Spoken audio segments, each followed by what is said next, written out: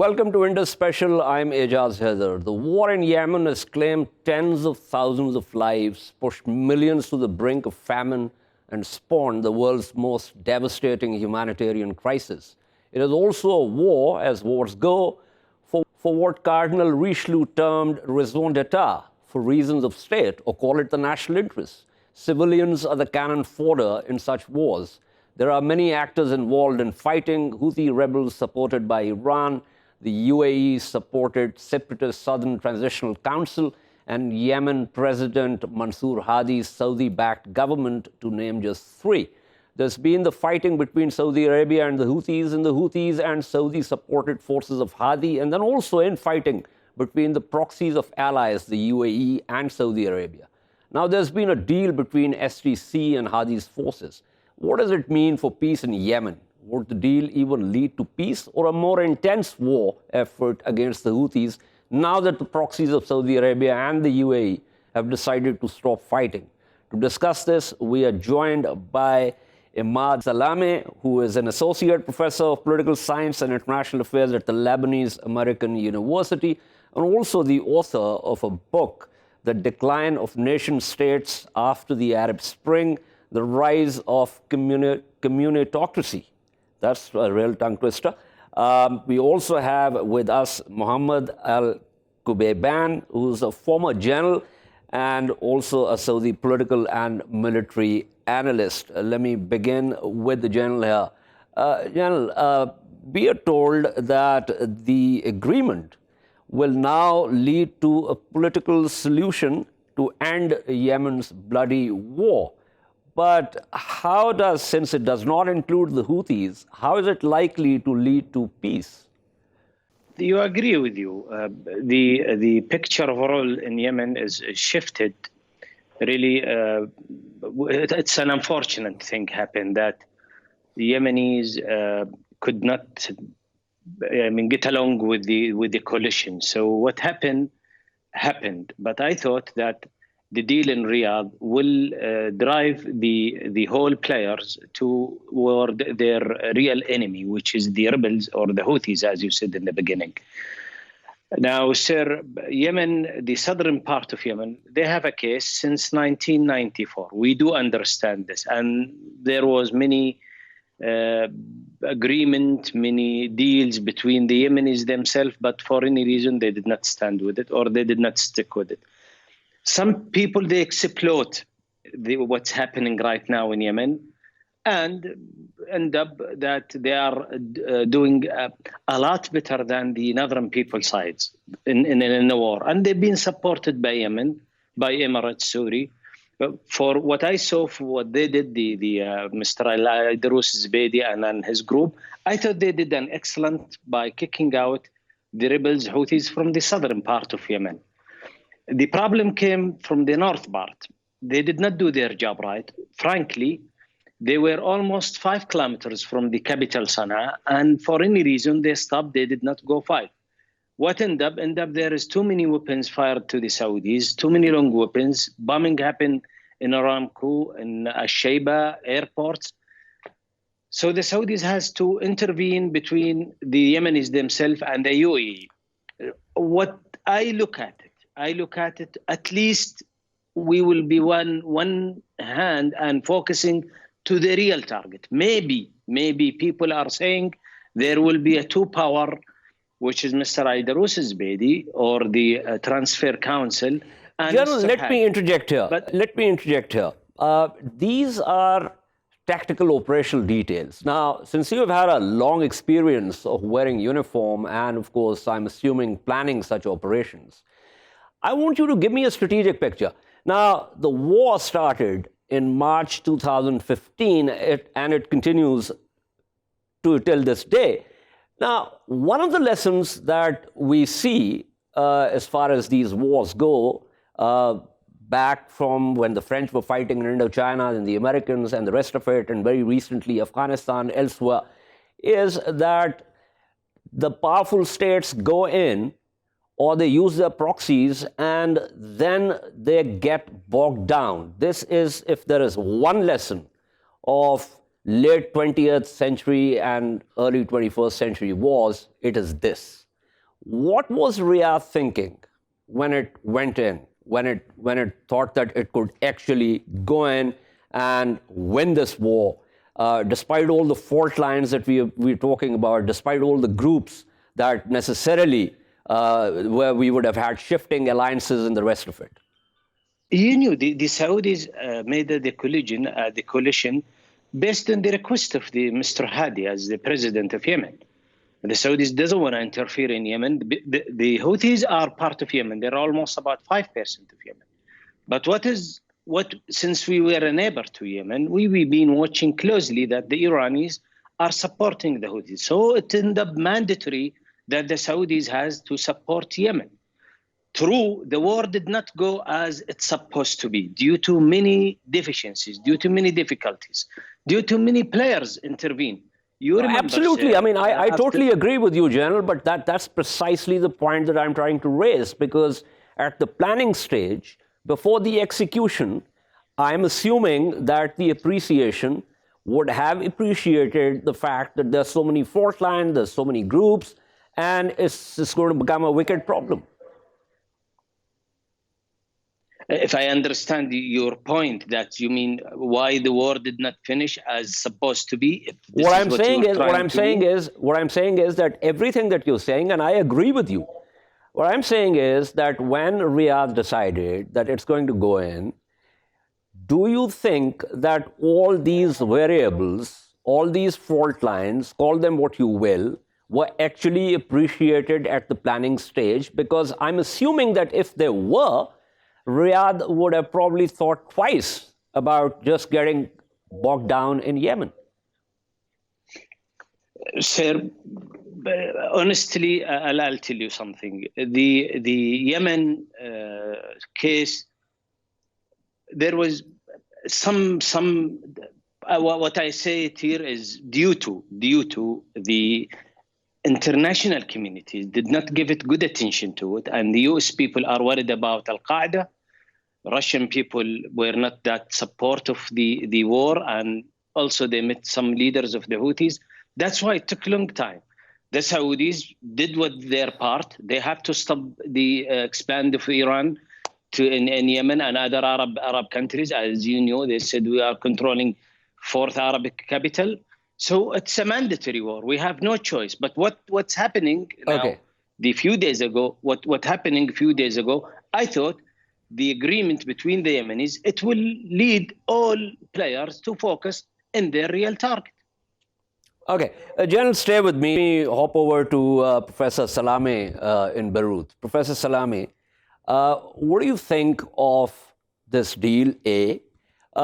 B, I haven't read your book, but from the title, the whole idea of decline of nation states, it seems to me that the state is again asserting itself, although there's a lot of chaos in the greater Middle East. So just give me a sense of how, A, the first question with reference to the deal, and secondly, the fact, how do you square your thesis with what's happening on the ground? I'm going to start from your second question by responding and saying that the MENA region, Middle East and North Africa, has been, since 2011, subjugated to a lot of pressures, population revolting and emerging out of their own governments, because their governments, their nation states, have not been able to provide them adequate services and representations, and their legitimacies have been highly questioned by local population. So what initially started in the MENA region as a protest movement against nation states soon degenerated into many civil wars. As you see, that's happening in Libya, happening in Syria, happening in Iraq.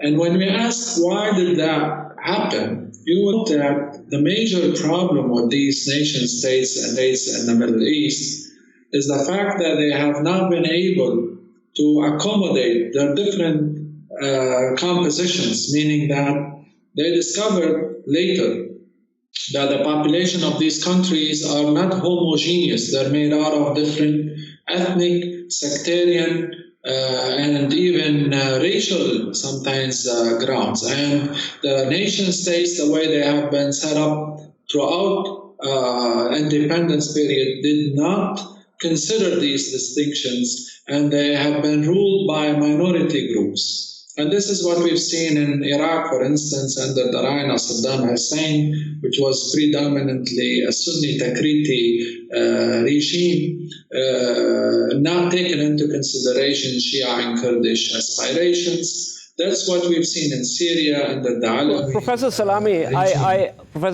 I agree with you. Might I interject here and refer back to another work, which I think came out in 1996, which was Nasim Ayubi's big book titled Overstating the Arab State, where one of the things that he was talking about was the distinction between the hard states and the strong states.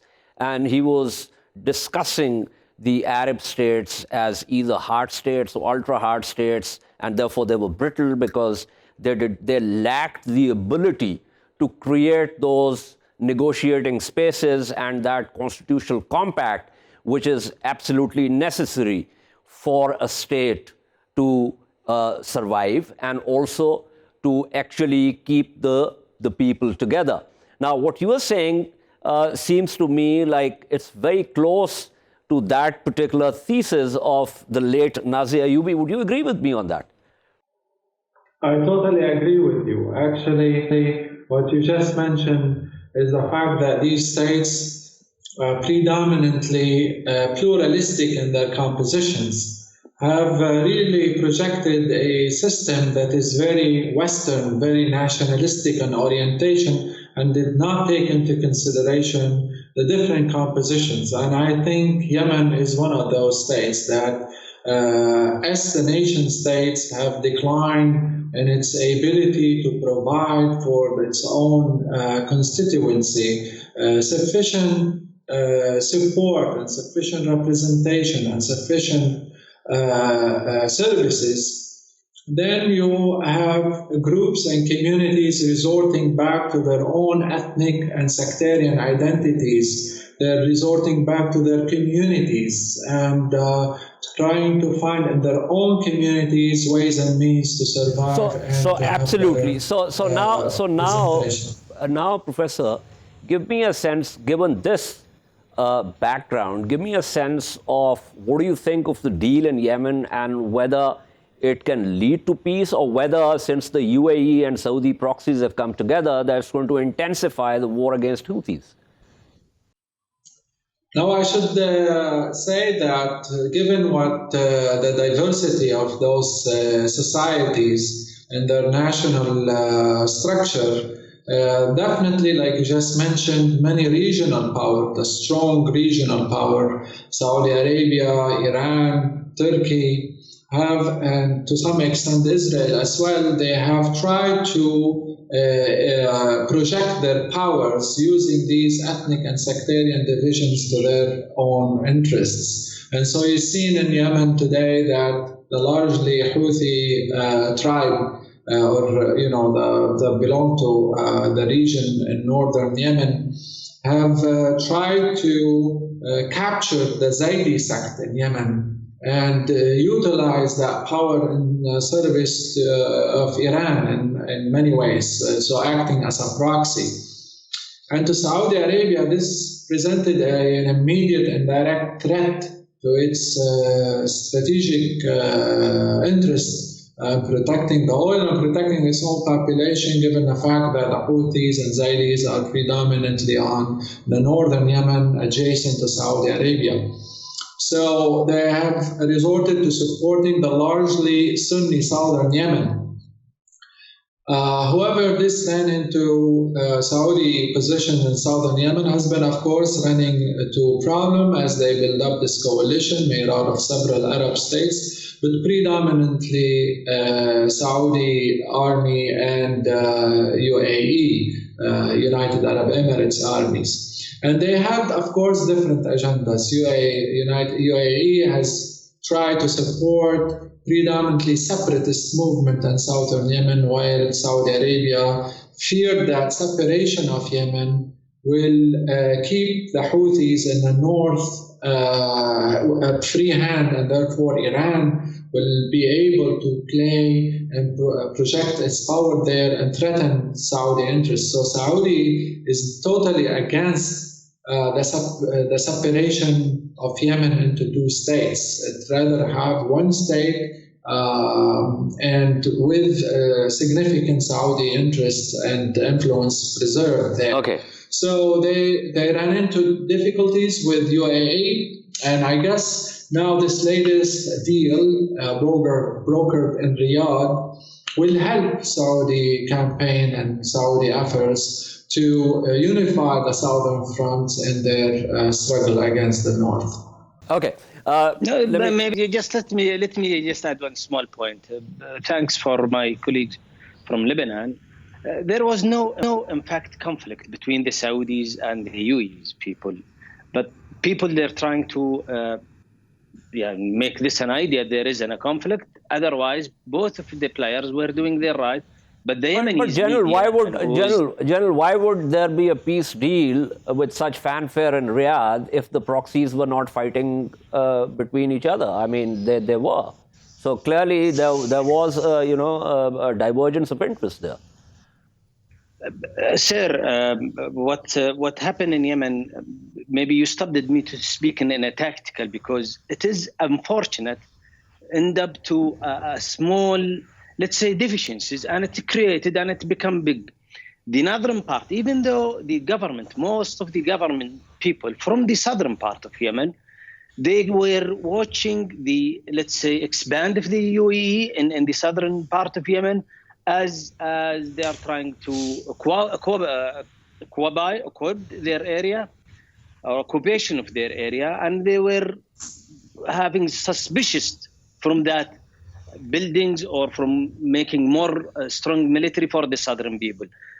Otherwise, to my friend in the other part, there is no conflict, but the Yemenis themselves made it as a conflict.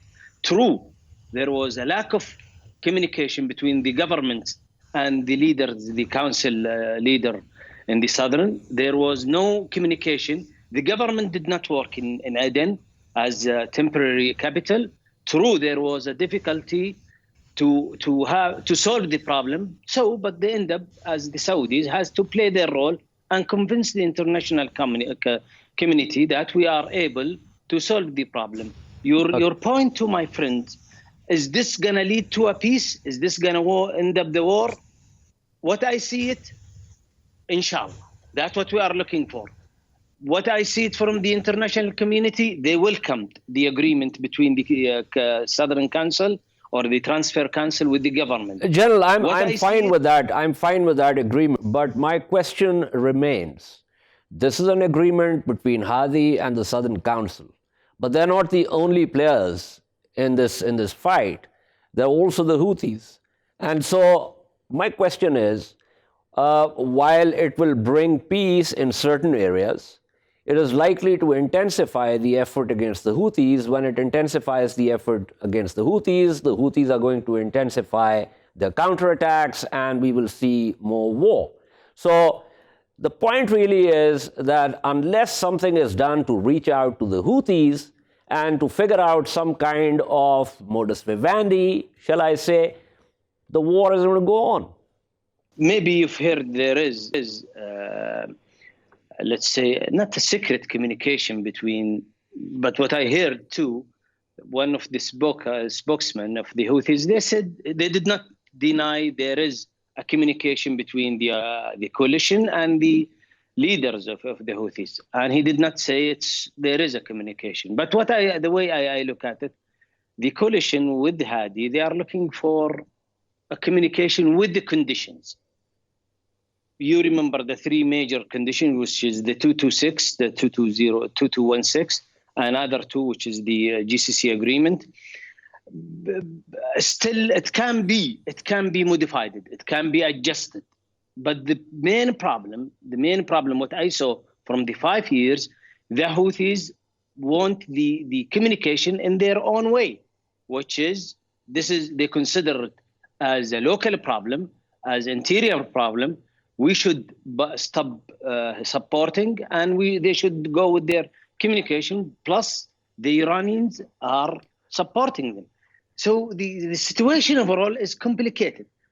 Again, so at the end of the day, it boils down, as I said in my opening, to raison d'etat, or call it realpolitik or whatever.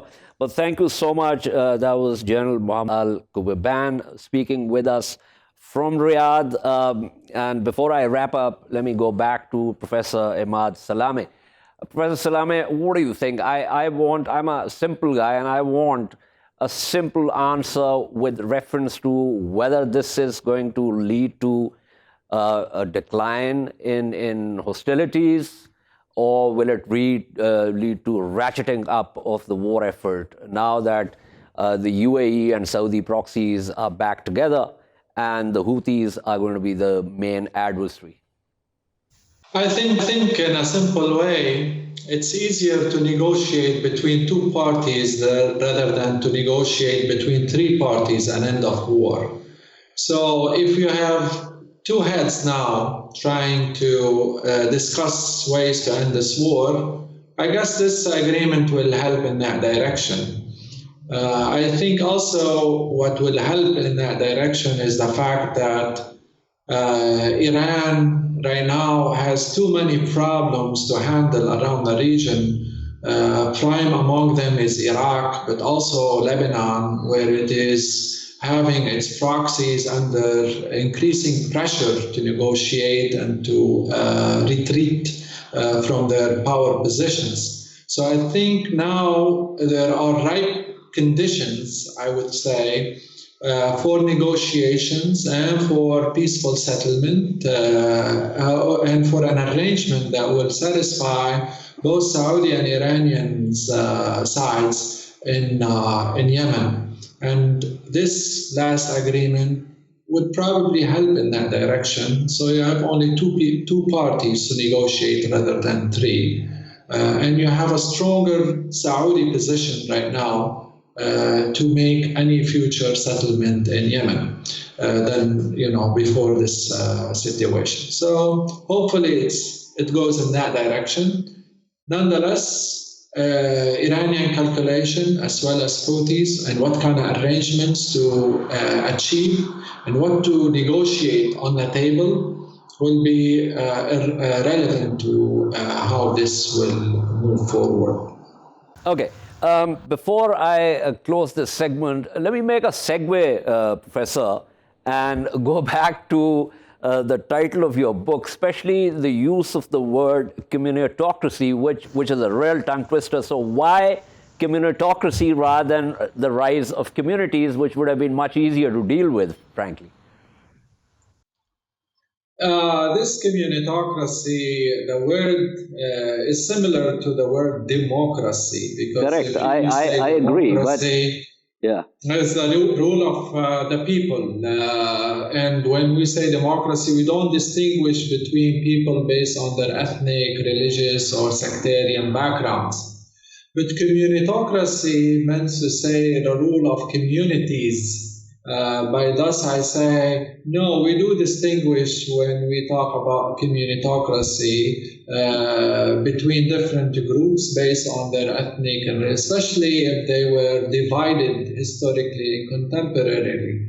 So government that we call communitocracy is a government based on power sharing, where people from different ethnic, sectarian, religious backgrounds come and sit together and figure out how to federalize political power among each other. This has been the case in many countries around the world, and it is sometimes successful, sometimes it leads to deeper divisions among the one nation. Okay, thank you so much. That was Professor Imad Salamey speaking with us. We shall take a short break and return to discuss the government's electric car policy. Stay with us.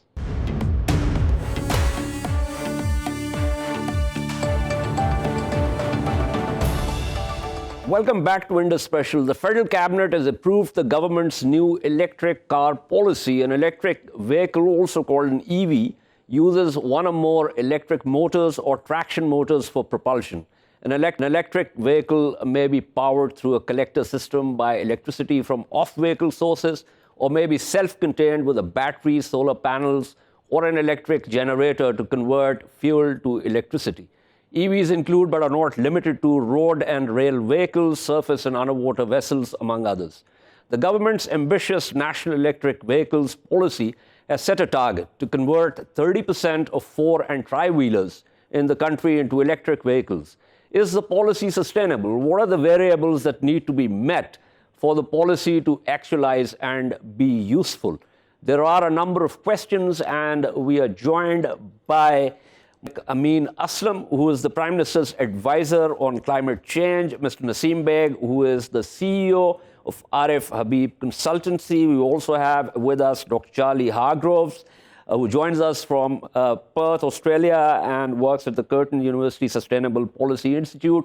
And then we have Meshal Malik, who does Indus Special on this channel, a program that deals mostly with social and environmental issues. So thank you to all the panelists. Let me just quickly go to Mr. Beg. Mr. Beg, I was reading something that you wrote with reference to this policy, and the first point that you mentioned has to do with the transport mix. And you say that the proposed policy has not addressed this very basic issue. What exactly do you mean by this? Okay, two things. We in Pakistan are very weak on mass transit for passengers. So we are more and more dependent on individualized transportation, whether it's a two-wheeler, a motorbike, or a rickshaw, or a car. And unlike more developed countries and even the middle-income countries, we have ignored mass transport. We've done a little bit on it, but essentially being an elite-driven country, that's a serious flaw. The other thing is that over time, we have not developed our railway system. So a very large quantity of our goods transport, goods are moved by trucks on roads rather than on railways. So clearly, many trucks and many individualized vehicles means a lot more of pollution, emissions, consumption of petroleum, which in any case causes us a lot of problem because we are import dependent and keep running short on foreign exchange. So before we get into the specifics of policy, which is for electric vehicles, it's the broader picture which I feel has not been addressed by our government at all. Okay. You also quote from the report, which says Pakistan has achieved up to 70% localization in cars and HCVs, 90% localization in tractors, 94% in motorcycles, and 98% in three-wheelers. And you're saying that the statement of 72% is misleading because the recent price increases as a result of the devaluation of the rupee. If the devaluation had impacted only 28% of the imported content, the prices would not have jumped so significantly. So you're saying that there is a problem here because the actual, those particular parts of the vehicles, the engines and the rest, which are actually expensive, are in any case imported, and so therefore this is not really a factual statement as far as what the policy says. Have I read this correctly? Yes, that is true. Basically, all the cars that are assembled in Pakistan, the engines and the transmission system, which means the gearbox and the drivetrain, is primarily imported. And the reason quoted by the assemblers here is that there's not enough volume, and they quote a magic number of 500,000 vehicles. If those are produced, frankly, it's the particular vehicle model that needs to be of a certain minimum quantity to justify manufacture of those components. They are sophisticated components, and no doubt with small volumes, not possible to produce them. So while we call it 72% of indigenization, frankly, we don't produce the critical parts. The only thing we produce is the body shell, and in that too, the skin of the car, which is the outside skin, it's imported sheet metal, simply pressed into place in Pakistan. Okay, Mr. Beg, I get your point. There are points also which you have made, but let me go to Mr. Aslam, who is the Prime Minister, as I said, Prime Minister's advisor on climate change, and get his perspective on the 2 points that you have raised. Mr. Aslam, Mr. Beg, you heard Mr. Beg. Do you want to say something in response to what he has said, the points that he has raised? The mass transit system being absent from the policy is not totally correct. We do address buses and to be a part of this policy. The problem with electric buses is that the price differential between a normal bus and an electric bus is still very high. So we don't anticipate the buses coming, even though we've given the duty and the GST concessions, unless there's a G2G contract. Which between Pakistan and China is quite possible. But on the issue of mass transit, I would like to say that our objective is to have a mass transit system which is low in emissions. And for the city of Karachi, we've just signed the first transport fund that the Global Green Carbon Fund has actually released to the world, and we are going to start the red line with the zero emission bus system over there. That bus system is going to be based on biomethane, which is to be produced by cattle. Mr. Aslam, might I interject here and point out, Mr. Beg is not just talking about the mass transit system, he's talking about the transport mix. And these are two different, mass transit is, yes, one aspect of the transport mix, but he's also talking about, which is more significant, about railways rather than using trucks, which obviously everywhere in the world, railways is the primary source of, carrying freight. Pakistan is a problem. I agree that we haven't invested in the railway infrastructure system, but that does not mean we should not go into the EV vehicle direction. There are two totally different things over here. The EV direction is something that the global transport system is already setting on its own. Pakistan was totally out of it.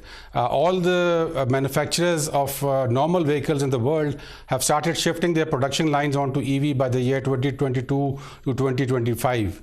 Similarly, a lot of countries have set out the EV policies, and the basic motivation behind the EV policy is the emissions of the normal cars. We can live in utopia and expect everything to go on train or a mass transit system, but that is not happening overnight. At the moment, we have a situation in which globally 20% of the greenhouse gas emissions are through transport. In Pakistan, that percentage is 40%. So we need to address this system, and for that, the EV policy provides a win-win opportunity for Pakistan. It will reduce our import bill when these cars come in. It will help us in using the excess electricity that we have at the moment in terms of time of day and time of season. It will reverse the environmental pollution because the EV vehicles use 2/3 less, they emit 2/3 less pollutants. And similarly, it would be cheaper for the consumer also, because running an EV vehicle is 1/3 the cost of running a normal combustion engine car. So we are going in it with the motivation of basically, shifting our greenhouse gases to a lower trajectory through using the EV vehicle. The other issues are there. The transport myth, I don't know what the transport myth is, but the railway system has not been invested in Pakistan, but the ML-WAL system that we are trying to negotiate with the Chinese under CPEC is going to address that issue. The mass transit system I'm hoping and I'm assuming that now you're a very sterling Minister for Railways, so he should be able to do something about it. But stay with me, Mr. Aslam. Let me just pull in Dr. Hargroves, who's an expert also and could possibly be the neutral umpire here with reference to points raised by Mr. Beg and also by yourself, Mr. Aslam. Dr. Hargroves, you've heard a couple of points that Mr. Beg raised and what Mr. Aslam said. Given your expertise and your experience, what would you say about this issue? think both Mr. Beg and Mr. Aslam obviously have a very clear picture of some of the things done in Pakistan to improve the situation. And what we're talking about here really is almost a triage. It's what are some of the things that can be done in the very short term that will have an impact as we start to transition to some of the bigger impacts. And if in the case of Pakistan right at the moment, as with many countries in the developing world, most of the emissions and the airborne particulates and the congestion issues are being caused by these smaller vehicles.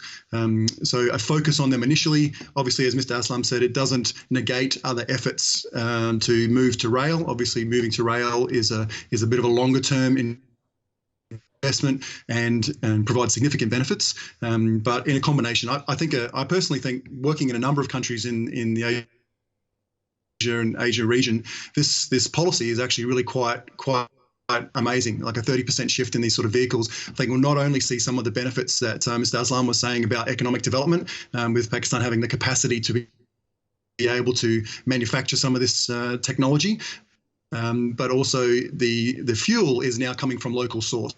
So that's not to be overlooked. The report from the local Gulf News says that as much as $2 billion worth of. Okay, let me pull in Meshal here. Meshal, you've been talking to lots of experts. You've been focusing on this, the environmental impact and all of that. Now, with as Mr. Aslam was saying that this will reduce the emissions, and I think that's something that's obviously very important. But if you look at the data set, even with not very sustainable sort of policies, we still aren't really the big culprit. Right. As far as emissions are concerned. So something else is happening here. Would you want to tell us what exactly that is? Right. So what we're seeing happen around us, of course, is not just constrained to Pakistan. It's not just constrained to the region. It is a global picture. And a lot of it goes back to asking a difficult question about our economic model that we've set up. Is it sustainable as a whole? What we're seeing right now, climate experts coming out and saying that we are in a state of climate emergency, we are coming to the conclusion that what we have been building so far has been almost damaging our chances of a healthy future.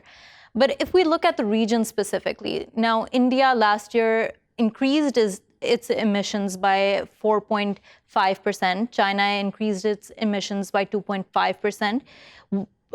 These are developing nations. Now, there is a moral... Well, China is now one of the most second largest economy in the world. Right. But the thing is that in this race to develop, there are these questions how to develop sustainably, but also how to do it in a manner that you're not left out of the global race. So we're looking at this entire picture in which there is a lack of collaboration amongst global leaders that has become manifest just yesterday when Trump decided to pull out of the Paris Accords. We're seeing multiple things happen at once. If we are not really, I mean, of course, we are producing emissions and all that. Everyone does. There's a carbon footprint, which everyone has, even individuals. I mean, every time I take out my car, I'm interfering with the environment in some way or the other. But what would be the impact? I mean, if much of what we are experiencing today, in terms of now smog has become the buzzword, what we are experiencing today, is this entirely because of us? Or if there are external factors, climate factors, then what possibly would this particular policy do in terms of lessening the impact of these environmental issues? So that's one of the main dilemmas here. How much of our local solutions can solve a global problem? Now, we do know the emissions that are causing so much damage to our environment are because of the energy sector, the industrial sector, and the transport sector. Almost 80% of the emissions we're seeing right now happen. Now, if we're seeing the transport sector being tackled with, being dealt with, we have the energy sector left, we have the industrial sector left. In this transport sector, we have a debate going on. That too is being deliberated upon. We don't know what exactly the impact will be. These are measures, these are good measures that we're moving towards, but keeping in mind that Southeast Asia is one of the regions in which we will see climate change, we will see environmental impacts most heavily unfold. these solutions, these changes, we're just not moving fast enough. They're not moving fast enough. But let me go to Mr. Beg. Mr. Beg, Mr. Aslam said that it's also an issue of prioritizing, of course, short to medium to long-term issues. And Dr. Hargroves seemed to agree with the fact that, at the end of the day, you have to triage because while simultaneity is obviously great, but there are, budget constraints and various other constraints. So given that, how would you rate the policy? Let me just say on a scale of 1 to 10, for instance. Let me put it this way. I'm all for the two-wheelers, the motorbikes, which we'll probably add about 3 million of each year to go electric.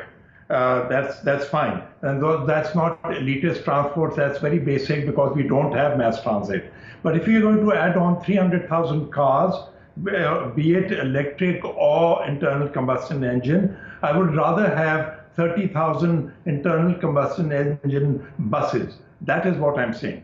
That is. I know, but Mr. Aslam is saying that that's costly. Okay. So while the electric policy, he's in principle, the electric policy is welcome. However, I think we are wrong in some of our assessments. One of the assessment is that it's going to create jobs. The current automobile industry, the assembly that they do, and the internal combustion engine, because it's produced elsewhere and brought in here, the rest of the bits and pieces we can make for the electric vehicle. So it's not going to add jobs.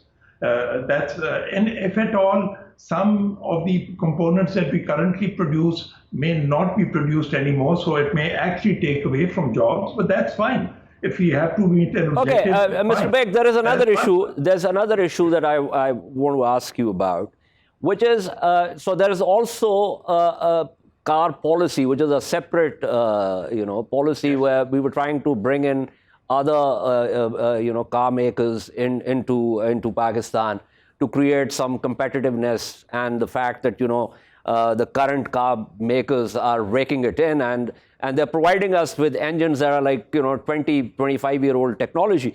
Now, how will this policy likely to impact that? Also, what is going to happen to the current assembly lines when the government rolls out this policy? Okay, the current assembly lines, if you take the body shell, so they can produce a body shell, we need a body shell for an electric vehicle too. We do not produce the internal combustion engine. It's easier actually to produce the electric motor. So there's a chance of actually being able to convert to that in a fairly quick manner. There's one other point that was made, that we at times are surplus in electricity, but that's a very short-term view, in the sense that we as a nation are one of the lowest consumer per capita of energy. Compared to, say, Thailand, we are 1/5 of it. So if we have to have any decent growth rate, it means more energy consumption. So this is wrong to think that we are surplus in electricity. For the very short term, yes. The electricity that we produce, other than what we'll do by producing, burning dirty coal out of Thar, is not going to be indigenous enough. I mean, there's a little bit of solar, there's some wind, but bulk of our electricity is imported fossil fuels. Some of it we might shift to the domestic fossil fuel of Thar. Yeah, that's another. I know exactly what you're saying, and of course that's something on which one can do a separate program. But let me go back to Mr. Aslam here. Mr. Aslam, there are lots of points that are now on the table. Of course, the time is short, but I would like you to address whichever point you think is important enough for you to respond to. Okay, firstly, I would just like to address the point about greenhouse gases and climate change. Obviously, the electric car is going to help us in bringing down our greenhouse gases, but we are not one of the big polluters. We are actually not even on the scale. We are less than 1% of the global greenhouse gas emissions. But what happens with normal transport is that they are not just addressing climate change. They are also producing pollution, which is a very localized issue. They are two separate issues. Climate change is because of greenhouse gases. Local pollution is because of other gases, SOx, NOx, which the cars produce. And this electric vehicle addresses both of these issues. So the smog that is happening right now in Lahore, one of the major contributors to that is the transport sector, which produces pollution, and the electric vehicle is going to reduce that by 2/3 when it comes in. The second point about the jobs, I mean, I would agree with Beg Saab that the chassis would be the same, but what happens over here is that you have the battery infrastructure. That's almost 60% of the cost. So there is a chance for a new industry to come to Pakistan, and that is the manufacturing of the electric batteries, which China has a monopoly on right now, and we are already in sort of talks on that particular issue. Then you have to set up a huge infrastructure for the charging of these electric vehicles, the two-wheelers, and I'm also in agreement on the two-wheelers and the three-wheelers. I think that's what we need to start with, because they are the main cause of the pollution over here right now. But we then eventually have to go to the four-wheelers, and we would like the local manufacturing industries, the Toyotas, Hondas, and the Suzukis of Pakistan to start thinking electric.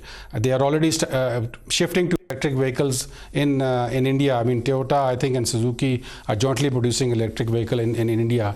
What would have happened is that in the next 2-3 years, there's a huge push towards the electric vehicles, and Pakistan was totally out of it. So with this policy, we are now part of the game, and we hope to have manufacturing units set up in Pakistan for the two-wheelers, three-wheelers, and the four-wheelers in the future. But Mr. Aslam, I also want to ask you another. I also want to ask you another question, which refers to the use of SUVs. Most of them are diesel SUVs, or even if they are petrol SUVs. Shouldn't the policy also address the fact that importing these SUVs should be made more expensive so that people come back to smaller cars? SUVs, as you also know, has become an issue of sort of prestige here for reasons that are not entirely positive. So, what would you say about that? I would support what you're saying, but that's not something that the Ministry of Climate Change is going to address. It's part of the auto policy, and I would support taking the duties up and start moving people into smaller cars, into electric cars. And there are also electric SUVs now which are available, not the big ones, but medium-sized SUVs which run on electric, and they are 2/3 less on pollutants. But I just need a minute to address the issue of the electricity. I agree that in the short term we do have excess electricity right now, but every year Pakistan has a time of season electricity difference and a time of day. There are times of the day in which you have excess electricity on the grid, for which you're paying a 60% capacity charge. So if you offtake that during that time, through the electric vehicle charging process, then you are actually benefiting the system, because you're using up that electricity. This is just a chart which shows the time of season. So there's a huge variation in terms of the electricity demand and supply in Pakistan all over the year, and this is a historical data. So the electric vehicle would allow you to charge your car when you have low electricity rates. We'll be working with NEPRA to get that, so that during times of the day in which electricity is less used, we can charge the electric vehicle and get a benefit out of it. Okay, thank you all my panelists. Unfortunately, I've run out of time. Malik Amin Aslam, Mr. Nasim Beg, Dr. Charlie Hargroves, and Meshal Malik. Special thanks. We shall see you tomorrow at the same time. Meanwhile, for the latest updates, you can follow us on social media at indus.news. Good night and goodbye.